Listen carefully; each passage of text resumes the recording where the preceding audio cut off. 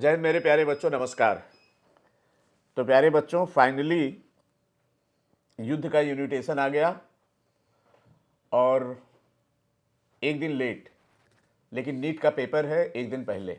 अगर हम लोग 2025 से कंपेयर करें तो बच्चों फॉर्म फिल करते समय कुछ सावधानी रखनी है। ये हमारे बच्चे आए तो हमने कहा भाई चलो इनसे पूछ लें, क्योंकि इन्होंने फॉर्म फिल किया था। तो बच्चों ये बताओ कि जो इस बार चेंज हुआ है, थोड़ा आइडिया है तुम लोगों को? हाँ, तो अमन सर एक एक सवाल पूछते जाइए और अनुष्का मैम आप भी समझ लीजिए, बच्चे हैं तो उनको बताना पड़ेगा। पहली बात तो बच्चों ये है कि एप्लीकेशन फॉर्म की डेट है 8 फरवरी से 8 मार्च। अच्छा, क्या करना चाहिए? पहले फॉर्म भरना चाहिए कि थोड़ा वेट करके आराम से? थोड़ा सा वेट कर लेना चाहिए। हाँ।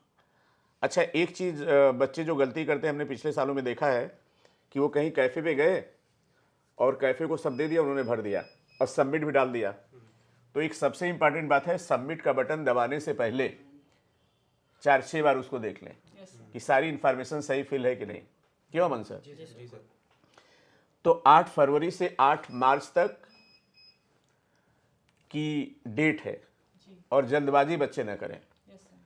और आज अमन सर आप लाइव गए थे, तो लाइव के कमेंट सेक्शन में कमेंट बच्चे कर दें कि अगर उनकी कोई दिक्कत है तो वो क्वेरी हम लोग सॉल्व कर देंगे। ध्यान रखिए, अगर बोल रहे हैं तो देख लीजिए कमेंट।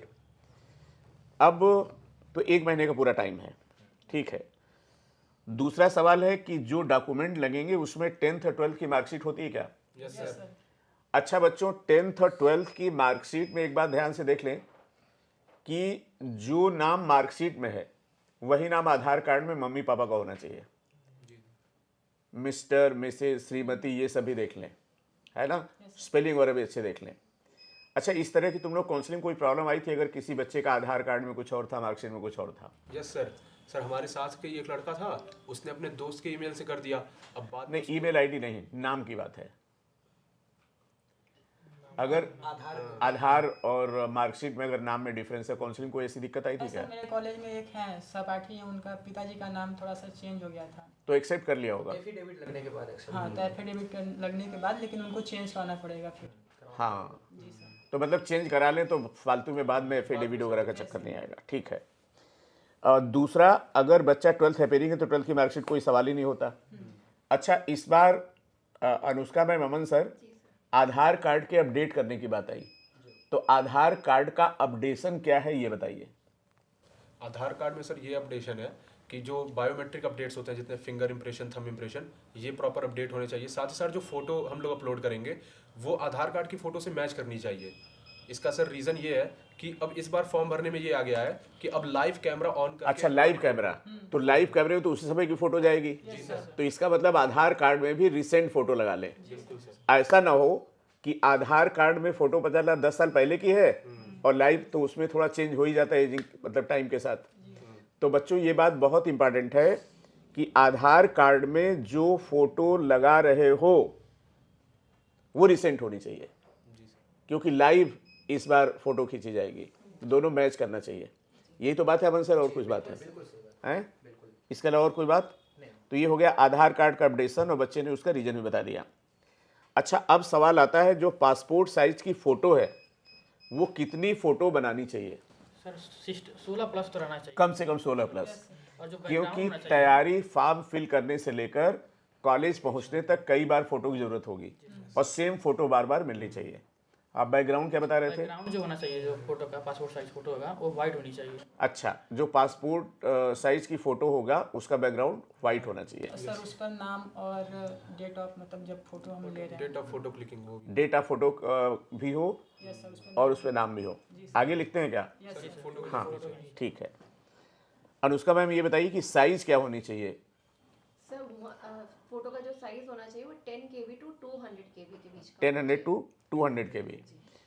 थंब और फिंगरप्रिंट को थोड़ा सा करेंगे अच्छे से, वो प्लेन पेपर पे करते हैं शायद। अब एक बच्चों बहुत इंपॉर्टेंट बात है, और बहुत इंपॉर्टेंट बात ये है कि पिछले साल हमारे यहाँ कुछ बच्चों ने दोस्ती में अपने फ्रेंड का ईमेल आईडी दे दिया और उसके बाद क्या हुआ, वही होता है जो लड़ाई झगड़ा हुआ। लड़ाई झगड़ा हुआ तो पता चला वो मेल आईडी उसके फ़ोन में। अब वो बच्चा बहुत परेशान हो गया। बच्चों इस वीडियो का सबसे इम्पॉर्टेंट पार्ट ये है कि जो ईमेल आईडी आप फॉर्म में फिल करेंगे वो ईमेल आईडी आपके एडमिशन तक होनी चाहिए, क्योंकि अब कुछ भी फिजिकल नहीं, कुछ गलत होगा, अगर दिल्ली भाग जाएंगे, एनटीए भाग जाएंगे, अमन सर ऐसा कुछ नहीं होगा। तो ईमेल आईडी बच्चों फिर बोल रहे हैं वही ईमेल आईडी होनी चाहिए, वही ईमेल आईडी होनी चाहिए जो फॉर्म को फिल करते समय है, वही एडमिशन तक होनी चाहिए, उसी सारा कम्युनिकेशन होना है। तो बच्चों इस बात का बहुत ध्यान रखिएगा, कोई भी बच्चा अपने दोस्त और मित्र के फ़ोन या उसका ईमेल आईडी यूज करके काम नहीं करेगा, ठीक है ना, क्योंकि शुरू में होता है जीने मरने कसम होती, फिर दोस्ती टूट जाती है। तो पीछे ऐसा हुआ है, इसलिए हम आपको बेटा कई बार इस बात को बता रहे हैं।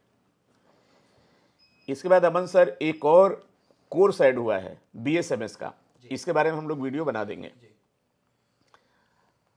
इसके बाद आधार को मोबाइल से लिंक होना चाहिए, ठीक है। तो मोटी मोटी बात क्या अमन सर, जरा एक बार बोल दीजिए।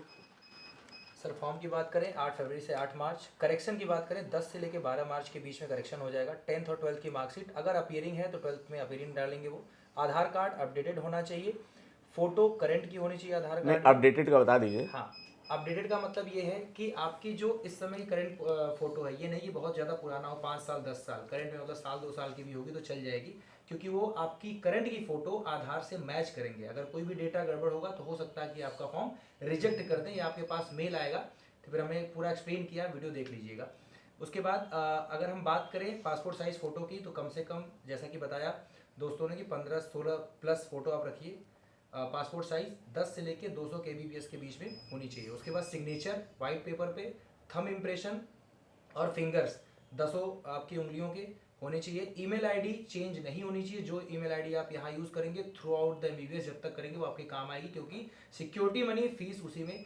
अच्छा, एक चीज़ और आपने बता दी कि एडमिशन के बाद भी जो सिक्योरिटी मनी रिफंड होगी उसी मेल के थ्रू होगी, ठीक है। उसके बाद आधार से मोबाइल आपका लिंक होना चाहिए, यहाँ तक पूरी आपको इन्फॉर्मेशन। उसके बाद सर कोड की बड़ी इंपॉर्टेंट है। हाँ ठीक है, जी सर। कोड, कौन सा कोड फिल करेंगे, और हमें लगता है अमन सर इस बार काफ़ी सिंप्लीफाई कर दिया उन्होंने, जी है ना। तो बच्चों कोड का आइडिया है क्या आप लोगों को? जी सर। है, लिख दिया, वेरी गुड बेटा, थैंक यू। तो अनुष्का मैम जरा बता दीजिए कोड 1 किसके लिए है? सर कोड 1 उन बच्चों के लिए होते हैं जो कि फर्स्ट अटेम्प्ट दे रहे हैं नीट का या फिर 12th अपीयरिंग है। और कोड 2 जो होता है वो ड्रॉपर स्टूडेंट्स के लिए होता है जिन्होंने एक बार नीट का एग्जाम दे अच्छा, आपने सब याद कर लिया, ठीक है, very good. Code 3? Sir code 3 जो होता है वो बेसिकली प्री डिग्री के लिए है, जो हाँ। यहाँ पे pre 12th pre degree pre university, ये मेनली कर्नाटका के लिए है। कर्नाटका के लिए। कोड 4 है BMS BHMS के लिए, इसका मतलब उनको भी पता है BMS BHMS वाले बच्चे पेपर देते हैं। इसके बाद कोड 5 है BSc के लिए। फर्स्ट ईयर BSc के डिग्री जो फर्स्ट ईयर अच्छा, वेरी गुड। और कोड 6 किसके लिए है? कंप्लीट जिसका BSc कंप्लीट हो गया है और code 7? For foreign students. Very good. तो ये बच्चों अभी तक के फॉर्म की सारी जानकारी हमने आपको दे दी। उम्मीद है कि आप इनको फॉलो करेंगे और फॉर्म में कोई गलती नहीं करेंगे। और बेटा जब फॉर्म में कोई गलती हो जाती है ना तो बच्चा कितना परेशान हो जाता है, फिर पढ़ाई लिखाई एक कोने हो जाती है, फॉर्म के चक्कर में पड़ जाता है। और बेटा कोई ज़रूरत हो इस वीडियो कमेंट सेक्शन में कमेंट करके बताइए, हम लोग तैयार हैं। और एक इन्फॉर्मेशन उन सारे बच्चों के लिए कि अगर आपका सिलेक्शन कुछ नंबरों से रुका था तो अभी जुट जाइए, और हमें लगता है अभी इतना टाइम है कि अगर ढंग से हम लोग तैयारी करेंगे टू द पॉइंट तो कॉलेज मिल जाएगा। तो बच्चों इस आशा और उम्मीद के साथ कि इस वीडियो से आपको फ़ायदा हुआ होगा, और अगर भी कुछ चाहते हैं तो इस वीडियो कमेंट सेक्शन में कमेंट करिए, हम लोग तुरंत आपको वीडियो बनाएंगे। थैंक यू सो मच बच्चों, जय हिंद। और जिस तरह से हर बार हज़ारों बच्चे, ये सब बच्चे हमारे सामने बैठे हैं, अपने सपनों को साकार किया, माँ बाप के दिल को खुश किया, हमारे दिल को भी खुश किया। उम्मीद है आप सब भी ऐसा ही करेंगे। और इस जर्नी में जो भी हम लोग लाइफ को ज़रूर बताइए। मैंने बेटा पहले भी कई बार बताया कि आप सब बच्चों का सपना, पूरी टीम न्यू लाइट का संकल्प है, हम सब मिलकर काम करेंगे, संकल्प से सिद्धि तक पहुँचेंगे, और फिर एक बार नीट 2026 में जोरदार कार्डिया सेलिब्रेट करेंगे। जय हिंद। आप लोगों ने सजेशन दिया उसको ध्यान में रखेंगे कि कार्डिया थोड़ा सा लेट कराएंगे फर्स्ट राउंड के बाद। थैंक यू बच्चों, जय हिंद।